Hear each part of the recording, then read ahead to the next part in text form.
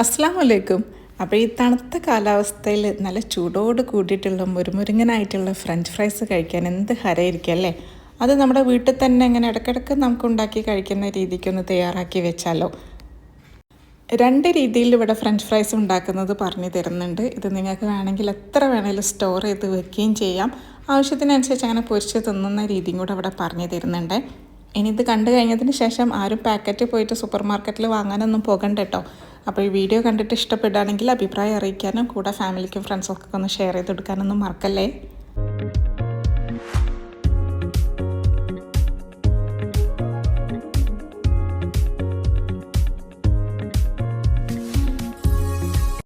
അപ്പോൾ ഫസ്റ്റ് ഇവിടെ പറഞ്ഞു തരുന്നത് ഫ്രഞ്ച് ഫ്രൈസ് ഉണ്ടാക്കിയിട്ട് അതെങ്ങനെ സ്റ്റോർ ചെയ്ത് വെക്കുന്ന രീതിയാണ്.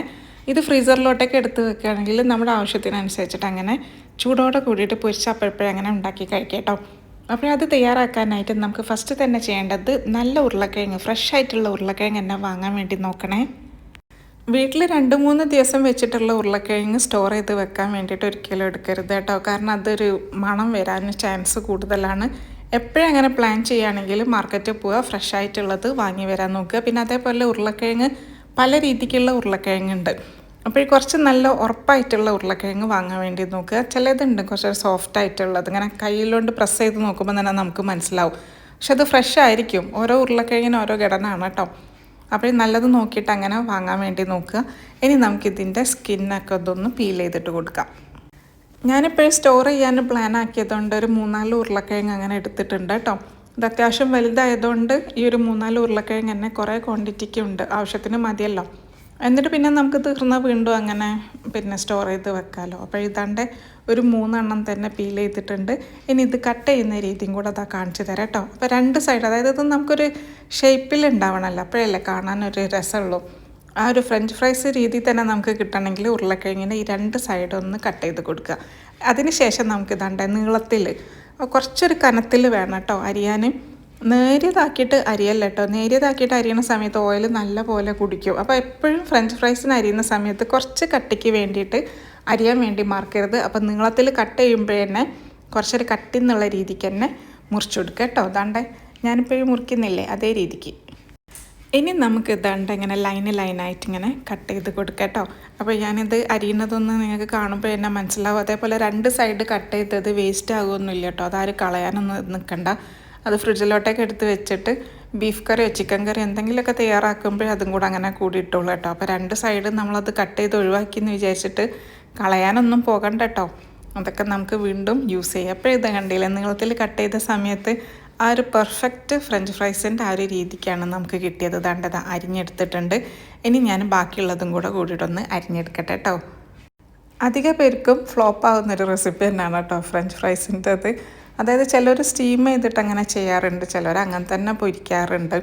അപ്പോൾ ഏതാണോ നമുക്ക് പെർഫെക്റ്റ് ആയിട്ട് കിട്ടുന്നത് അത് തന്നെ ഫോളോ ചെയ്യാൻ വേണ്ടി നോക്കുക കേട്ടോ. പിന്നെ വീട്ടിൽ വിരുന്നാരൊക്കെ വരികയാണെങ്കിൽ നമ്മളൊരു ഗ്രില്ലോ കബാബ് എന്തെങ്കിലുമൊക്കെ ചെയ്യാനും പ്ലാൻ ആക്കുമ്പോഴേ ഈ ഒരു ഫ്രഞ്ച് ഫ്രൈസ് അതിൻ്റെ മുകളിൽ ഇട്ടിട്ട് സെർവ് ചെയ്യുമ്പോൾ ഭയങ്കര ഭംഗിയായിരിക്കും. ശരിക്കും ഒരു അറബിക് ഫുഡ് നമ്മളങ്ങനെ ഗസ്റ്റിനൊക്കെ പ്രിപ്പയർ ചെയ്യുകയാണെങ്കിൽ ഈ ഒരു ഫ്രഞ്ച് ഫ്രൈസ് നിർബന്ധമായിട്ടുള്ളൊരു കാര്യമാണല്ലോ. അപ്പോൾ അധികം ആൾക്കാരും അത് പാക്കറ്റ് ഇങ്ങനെ പുറത്തുനിന്ന് വാങ്ങിയിട്ടൊക്കെയാണ് പൊരിച്ചിട്ടൊന്ന് അഡ്ജസ്റ്റ് ചെയ്യുക. അപ്പോൾ ഈ ഒരു രീതിക്കൊന്ന് ഫോളോ ചെയ്യുകയാണെങ്കിൽ പാക്കറ്റൊക്കെ വാങ്ങാതെ കഴിച്ചിലാകും കേട്ടോ.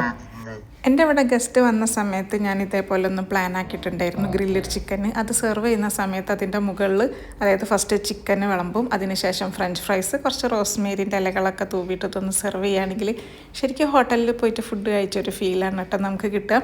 ഇപ്പോൾ ഇതാണ്ട് ഞാനത് മുഴുവനായിട്ട് നീളത്തിൽ അരിഞ്ഞ് കഴിഞ്ഞിട്ടുണ്ട്. ഇനി അത് ശരിക്കും കഴുകിയെടുക്കണം കേട്ടോ. കഴുകിയെടുത്ത് കഴിഞ്ഞതിന് ശേഷം പിന്നെ നമുക്ക് വേണ്ടത് ചൂടുള്ള വെള്ളമാണ്. 2-3 വെള്ളത്തിൽ ശരിക്കും കഴുകാൻ വേണ്ടി മറക്കരുത് കേട്ടോ. അതിന്നൊരു കറ പോലുള്ളൊരിതുണ്ടല്ലോ, അത് ശരിക്കും പോക്കിയെടുക്കണേ. അപ്പോഴതിൻ്റെ വെള്ളമൊക്കെ പോക്കി കഴിഞ്ഞതിന് ശേഷം ദാണ്ട് ആവശ്യത്തിന് ഉപ്പ് ചേർത്ത് കൊടുക്കുന്നുണ്ട്. ഒരു 1/2 ടീസ്പൂണോളം ഉപ്പ് ചേർത്തിട്ടുണ്ടായിരുന്നു കേട്ടോ. ഇനി നമുക്കിതിലേക്ക് ചൂടുള്ള വെള്ളം ഒഴിച്ചു കൊടുക്കാം. നല്ല തിളച്ച വെള്ളം വേണ്ട, ഒരു നോർമൽ ഒരു ചൂടുള്ള വെള്ളം. ഇത് കണ്ടില്ലേ, അതെന്തായാലും ഒഴിച്ചു കൊടുക്കണം. എന്നിട്ട് നമുക്കിതൊരു, ഞാൻ ഏകദേശം ഒരു 20 വരെ ഇങ്ങനെ എണ്ണുന്ന രീതിക്കാണ് വെച്ചത്. ഒരു 5 മിനിറ്റ്സ് അങ്ങനെ വെച്ചാൽ മതി. അധികം വെക്കരുത്, അധികം വെച്ച് കഴിഞ്ഞാൽ അത് വെന്തു പോവും. അപ്പോൾ അധികം വെക്കാൻ പാടില്ല. ഒരു 20 വരെ ഇങ്ങനെ എണ്ണുക, എന്നിട്ടത് തുറക്കുക. എന്നിട്ട് അതിൻ്റെ വെള്ളം ഒന്ന് പോക്കാൻ വേണ്ടി മറക്കരുത്. എന്നിട്ട് അതിൻ്റെ വെള്ളമൊക്കെ ശരിക്കും പോക്കിയെടുക്കണം. അത് നമുക്ക് സ്റ്റോർ ചെയ്യാൻ വേണ്ടിയിട്ടാണ് അങ്ങനെ ചെയ്യുന്നത്. അല്ലാത്ത പക്ഷം പിന്നെ അങ്ങനെ ആവശ്യമൊന്നുമില്ല കേട്ടോ. ഉരുളക്കിഴങ്ങ് ചൂടുള്ള വെള്ളത്തിൽ അങ്ങനെ ഇട്ട് വെക്കാൻ കാരണം കുറച്ചൊരു വേവ് നമുക്കത് കിട്ടണം, എന്നാലേ നമുക്കത് ഫ്രീസറിൽ വെച്ച് കഴിയുന്ന സമയത്ത് പിന്നെ അത് പൊരിക്കുമ്പോഴും മുരുമുരങ്ങനെ ആയിട്ട് കിട്ടുള്ളൂ. ഇത് കണ്ടില്ലേ, നല്ല ഇങ്ങനെ വേവാനും പറ്റില്ല, ഒന്ന് ചെറിയ രീതിയിൽ കുഴയുന്ന രീതിക്കാണ് അതൊന്ന് റെഡി ആവേണ്ടത്. ഇനി അതിൻ്റെ വെള്ളമൊക്കെ ശരിക്കും പോക്കിയെടുക്കണം. അതിനായിട്ട് ഒരു ടവലിലോ ഏതെങ്കിലും ഒരു കോട്ടൻ്റെ തുണിയിലൊക്കെ അങ്ങനെ ഒന്ന് പരത്തിയിട്ടുള്ളൂ കേട്ടോ. ഞാനിപ്പോൾ ഇതിൻ്റെ വെള്ളമൊക്കെ ഒന്ന് പോകാൻ ഒരു 10-20 മിനിറ്റ്സോളം അങ്ങനെ ഒന്ന് ആറിയിട്ട് വെക്കുന്നുണ്ട്. ഇതാണ്ട് ഈ ഒരു രീതിക്ക്. ഇതിങ്ങനെയൊക്കെ കാണുന്ന സമയത്ത് ഇത് ഒരുപാട് ബുദ്ധിമുട്ടായിട്ടൊക്കെ നിങ്ങൾക്ക് തോന്നും കേട്ടോ. പക്ഷെ ഒരു ബുദ്ധിമുട്ടൊന്നുമില്ല, എളുപ്പമാണത്. നമുക്ക് പെട്ടെന്ന് തന്നെ ഉരുളക്കിഴങ്ങ് അരിയലും അത് കഴുകലും പിന്നെ അതേപോലെ കുറച്ച് നേരം സമയം വെച്ചാൽ മാത്രം മതി വെള്ളം ഒന്ന് പോയി കിട്ടാനായിട്ട്. അത് കഴിഞ്ഞതിന് ശേഷം ഏതെങ്കിലും ഒരു കണ്ടെയ്നർ ബോക്സിലോട്ടേക്ക് നമുക്ക് ഇട്ട് വെക്കാം. അപ്പോൾ ബോക്സ് ശരിക്കും ഡ്രൈ ആയിട്ടിരിക്കണം കേട്ടോ, വെള്ളമൊന്നും ഉണ്ടാവാൻ പാടില്ലേ. അപ്പോൾ ഇതാണ്ട് ഉരുളക്കിഴങ്ങിൻ്റെയും വെള്ളമൊക്കെ അത്യാവശ്യം പോയി കഴിഞ്ഞതിന് ശേഷം ഞാൻ ഈ ഒരു ബോക്സിലേക്ക് ഇട്ട് വെക്കുകയാണ്. അപ്പോൾ ഇതാണ്ട് ഫുള്ള് ബോക്സിലേക്ക് ആക്കിയിട്ടുണ്ട്. ഇനി നമുക്കിതൊന്നൊരു സ്പെഷ്യൽ ടേസ്റ്റ് വരുത്താനായിട്ട് കുറച്ച് പൊടികൾ ഇതിലേക്ക് ചേർത്ത് കൊടുക്കുന്നുണ്ട്. നമ്മളെപ്പോഴും മെക്ക് പോയാലും KFCയിൽ പോയിട്ട് ഫ്രഞ്ച് ഫ്രൈസൊക്കെ കഴിക്കുമ്പോൾ അതിനൊരു സ്പെഷ്യൽ ടേസ്റ്റ് തന്നെയാണല്ലോ അല്ലേ. അപ്പോൾ അതിൻ്റെ ആ ഒരു ഫ്ലേവർ കൊടുക്കാനായിട്ട് ചെയ്യുന്നത് എന്താ അറിയോ, ഓണിയൻ്റെ പൗഡർ അത് തൂവി കൊടുക്കുക, ഗാർലിക് പൗഡർ തൂവി കൊടുക്കുക, അതുപോലെ ഒറിഗാനോ കുറച്ച് ഇട്ട് കൊടുക്കുക, ഒരല്പം ഉപ്പ് ചേർത്ത് കൊടുക്കുക കേട്ടോ. നേരത്തെ ഉപ്പ് ചേർത്തിട്ടുണ്ടെങ്കിൽ അത് പോരാ, ഈ ഒരു സമയത്ത് കുറച്ചുകൂടെ ഒന്ന് ചേർത്ത് കൊടുക്കുക, അതൊന്ന് ടേസ്റ്റ് കിട്ടാൻ വേണ്ടിയിട്ടാണ് കേട്ടോ. ഇനി നമുക്കിതിലേക്ക് കോൺഫ്ലവർ ആണ് വേണ്ടത്. 1 ടേബിൾ സ്പൂൺ അത്ര തന്നെ ധാരാളമാണ് 3 ഉരുളക്കിഴങ്ങിന്. ബാക്കിയെല്ലാം ഒരു 1/2 ടീസ്പൂൺ എന്നുള്ള രീതിക്ക് അങ്ങനെ എടുത്താൽ മതി. അപ്പോൾ എല്ലാം കൂടെ ഇട്ട് കഴിഞ്ഞതിന് ശേഷം ശരിക്കും അതിങ്ങനെ ഷേക്ക് ചെയ്ത് കൊടുത്താൽ എല്ലാ സ്ഥലത്തോട്ടേക്ക് എത്തും കേട്ടോ. എന്നിട്ട് നേരെ ഫ്രീസറിലോട്ടേക്ക് എടുത്ത് വെച്ചാൽ മതി. എന്നിട്ട് ആവശ്യാനുസരണം അങ്ങനെ പൊരിച്ചെടുത്തിട്ട് കഴിക്കുകയാണെങ്കിൽ സൂപ്പറായിരിക്കും കേട്ടോ. അപ്പം നല്ല മുരുങ്ങനായിട്ടുള്ള ഫ്രഞ്ച് ഫ്രൈസ് തന്നെ നിങ്ങൾക്ക് കഴിക്കാൻ പറ്റും. ഒരു ഇച്ചിരി ഓയിലൊന്നും കുടിക്കൊന്നുമില്ല കേട്ടോ. ധൈര്യമായിട്ട് ഇങ്ങനെ ഉണ്ടാക്കി വെച്ച് നോക്കി നോക്കും. അപ്പം നമ്മളിപ്പം മെക്കിലൊക്കെ പോയി പെട്ടെന്നൊരു ബർഗർ ഓർഡർ ചെയ്യുന്ന സമയത്ത് ഒരു അന്നേരം അരിഞ്ഞ് ഇങ്ങനെ ഉണ്ടാക്കി തരുമെന്നല്ലല്ലോ, അവരിത് സ്റ്റോർ ചെയ്ത് വെച്ചിട്ടാണ് അത് അന്നേരം പൊരിച്ചിട്ട് നമുക്കത് പിന്നെ ബർഗറിൻ്റെ ഇതിൻ്റെയൊക്കെ കൂടെ അങ്ങനെ തരുന്നത്. അപ്പോൾ ഇത് എത്ര വേണമെങ്കിലും സ്റ്റോർ ചെയ്ത് വെച്ചോളൂ. ഇനി നോമ്പൊക്കെ അല്ലേ വരുന്നത്, നോമ്പിൻ്റെയൊക്കെ നമുക്ക് ഇതേപോലെയൊക്കെ ഒന്ന് റെഡിയാക്കി വെക്കട്ടോ. എന്നിട്ട് സൂപ്പറല്ലേ, സൂപ്പറാണ്, ട്രൈ ചെയ്ത് നോക്കൂ. നല്ല ഫ്ലേവറും ആണ് കേട്ടോ അത്. ഇനി ഫ്രഞ്ച് ഫ്രൈസ് സ്റ്റോറൊന്നും ചെയ്യണ്ട, അപ്പം തന്നെ പൊരിച്ചിട്ട് അപ്പം തന്നെ കഴിക്കണം എന്നുണ്ടെങ്കിൽ ഇതാണ്ട് അത് ഞാൻ കാണിച്ചു തരാണ് കേട്ടോ. അടുത്തത് അത് ഉരുളക്കിഴങ്ങ് അങ്ങനെ എടുത്തിട്ടുണ്ട്. ഇവിടെ മുള വന്ന ഉരുളക്കിഴങ്ങാണ് എടുത്തത്. അപ്പോൾ നമുക്ക് അപ്പോഴപ്പോഴും ഉണ്ടാക്കാൻ അങ്ങനെ ഒരു മുള വന്ന ഉരുളക്കിഴങ്ങ് എടുത്താൽ 2-3 ദിവസം മുമ്പേ ഉള്ളതൊന്നും കുഴപ്പമൊന്നുമില്ല കേട്ടോ. നേരത്തെ ഞാൻ പറഞ്ഞിട്ടുണ്ടായിരുന്നേ, സ്റ്റോർ ചെയ്ത് വെക്കുകയാണെങ്കിൽ ഫ്രഷ് ആയിട്ടുള്ള ഉരുളക്കിഴങ്ങ് തന്നെ യൂസ് ചെയ്യുക എന്നുള്ളത്. അപ്പം നേരത്തെ കാണിച്ചു തന്നതുപോലെ തന്നെയാണ് അരിഞ്ഞെടുക്കുന്നത്. ആ ഒരു ഇഞ്ചക്ക് കനത്തിനനുസരിച്ചിട്ട് തന്നെയാണ് കേട്ടോ, എന്നാലേ ഓയിൽ കുടിക്കാതെ നമുക്ക് കിട്ടുള്ളൂ. അപ്പോൾ മുഴുവനായിട്ട് ഇതാണ്ട് അരിഞ്ഞ് കഴിഞ്ഞിട്ടുണ്ട്. ഇനി ശരിക്കും ഇതൊന്ന് കഴുകി വൃത്തിയാക്കി എടുക്കട്ടെ, വൃത്തിയാക്കിയിട്ട് വരാം കേട്ടോ. കഴുകി വൃത്തിയാക്കി കഴിഞ്ഞതിന് ശേഷം വെള്ളം പോകാൻ വേണ്ടിയിട്ട് മാറ്റി വെച്ചിട്ടുണ്ടായിരുന്നു. വെള്ളമൊക്കെ ശരിക്കും പോകണം കേട്ടോ. ഇനി നമുക്ക് ചൂടായി കിടക്കുന്ന ചീനച്ചട്ടിയിലോട്ടേക്ക് കോൺഫ്ലവർ ആണ്, അതൊരു 2 ടീസ്പൂൺ അങ്ങനെ ചേർത്ത് കൊടുക്കാം. അതിനുശേഷം ഓയിൽ ഒഴിച്ച് കൊടുക്കുക കേട്ടോ. ഈ ഒരു മെത്തേഡ് ഒന്ന് ചെയ്ത് നോക്കിയാൽ സൂപ്പറാണ് കേട്ടോ. അപ്പോൾ ഓയിൽ ഒഴിച്ച് കഴിഞ്ഞതിന് ശേഷം വീണ്ടും ഇതിലേക്ക് കുറച്ച് പൊടികളൊക്കെ ചേർക്കുന്നുണ്ട്. പിന്നെ ആ ഒരു ഫ്ലേവർ നമുക്ക് കിട്ടണമെങ്കിൽ നിങ്ങൾ എപ്പോഴും ഫ്രഞ്ച് ഫ്രൈസ് ഏത് രീതിക്ക് തയ്യാറാക്കുകയാണെങ്കിലും കുറച്ച് ഓണിയൻ പൗഡറും കുറച്ച് ഗാർലിക് പൗഡറും അതുപോലെ തന്നെ ഒറിഗാനൊക്കെ ചേർക്കുകയാണെങ്കിൽ നല്ല ടേസ്റ്റ് ആയിരിക്കട്ടെ. എന്ത് ഫ്ലേവറാണ് അറിയാൻ വരിക. അപ്പോൾ ആ ഒരു സീക്രറ്റ് മൈൻഡിൽ വെച്ചോളാം കേട്ടോ.